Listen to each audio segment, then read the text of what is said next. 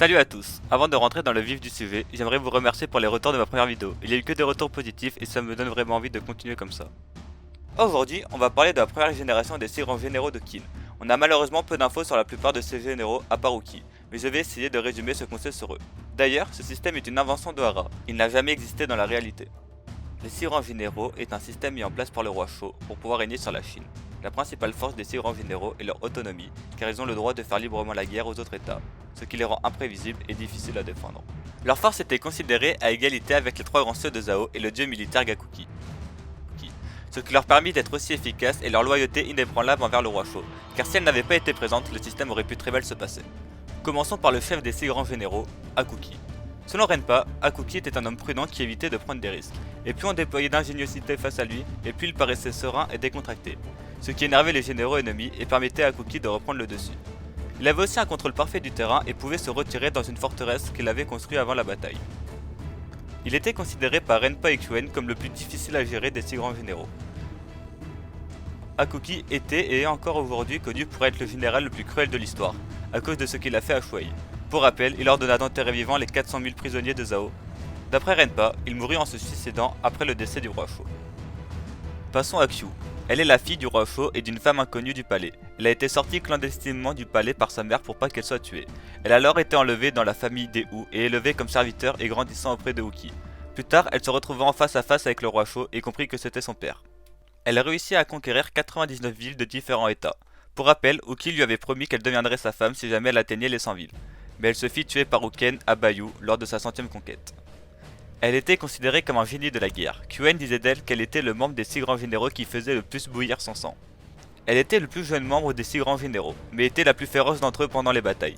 Kyu était le genre de général qui dirigeait son armée depuis le front. En moins 256, Kyu attaqua Han, conquit les châteaux de Yu et de Fushu et tua 40 000 ennemis. Dans la même année, elle réussit à envahir l'état de Zhao et conquit près de 20 provinces. Elle tua et captura un total de 90 000 ennemis.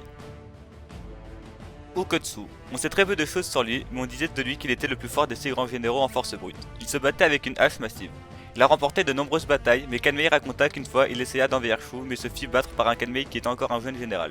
Selon des rumeurs, il a interdit à tous ceux présents de parler de cette défaite. Il est d'ailleurs possible qu'il fasse partie de la famille Hu, mais rien n'est confirmé. Passons maintenant à Koshu. Il était le seul pur stratège parmi les 6 grands généraux de Qin. Koshu était le seul membre à avoir gravi les échelons militaires grâce à son seul génie stratégique. Pour cette raison, des rumeurs se sont répandues parmi les masses selon lesquelles Koshu serait le véritable cerveau derrière tous les mouvements et décisions de guerre des grands généraux. Il est vif d'esprit et à l'œil pour reconnaître les talents. Il a directement reconnu Hussein comme un grand stratège. Il dira même qu'il aurait mérité sa place parmi les 6 grands généraux grâce à son génie tactique. C'est aussi lui qui a enseigné à Shuai-kun l'art de la guerre militaire. Maintenant, voyons celui dont on sait le moins de choses, Shibasaku. On sait juste de lui qu'il était extrêmement fort et talentueux dans la guerre. On n'a aucune information sur lui dans le manga. Maintenant, passons à celui que vous attendiez tous, l'oiseau colossal de Qin, Uki, le dernier des 6 grands généraux à être décédé. Vous mériterez une vidéo complète sur lui tellement qu'il y a des choses à dire. Je ne vais donc pas rentrer dans les détails et juste parler de ses capacités et de ce qu'il a fait avant le début du manga. Uki possédait une force monstrueuse, mais il était aussi très fort en défense, ce qui faisait de lui un général équilibré. Uki était un chef charismatique qui pouvait remonter le moral de ses soldats par sa seule présence. Dans les moments critiques, il a également été montré en train de remonter le moral avec des actes simples, comme traverser la ligne de soldats ou faire un bref discours. Lorsqu'il menait des charges offensives, il tirait beaucoup de force de ses hommes. Uki possédait également de splendides capacités stratégiques et tactiques. De son propre aveu, il ne déteste pas la guerre à longue distance et a été montré en train de manipuler efficacement le champ de bataille, sans quitter son QG. Uki fut présent pendant la bataille de Shuai aux côtés de Hakuki. On sait que pendant sa jeunesse, Uki a de nombreuses fois combattu aux côtés de Shogun-kun. Uki décéda contre Uken pendant la bataille de Bayou, le dernier des 6 grands généraux s'éteint donc. Il aura fallu attendre 10 ans après sa mort pour que Sei fasse renaître ce système. Maintenant, on va essayer de voir le parallèle entre les grands généraux de la première génération et la deuxième. Hakuki étant le leader des 6 grands généraux, on pourrait penser à Mubu, car il a été le premier appelé, mais au niveau des caractéristiques, Mubu ressemble bien plus à un Ukutsu, car les deux sont considérés comme les meilleurs en force brute. Hakuki dans sa façon de se battre pourrait nous faire penser à Hussein, mais son côté cruel nous fait bien plus penser à Kanki. Quant à Hussein, il ressemble plus à Koshu, qui est un pur stratège.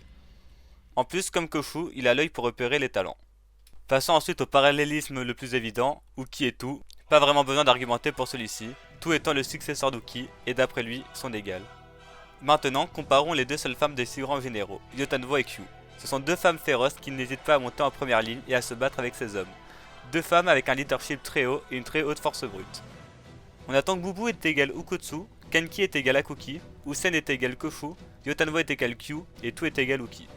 Étant donné qu'il n'y a que 5 grands généraux pour l'instant, Shibasaku n'a pas eu de parallèle, mais bon, de toute façon on n'a aucune information sur lui. En tout cas, hâte de voir quand Shin atteindra le poste vacant des 6 grands généraux.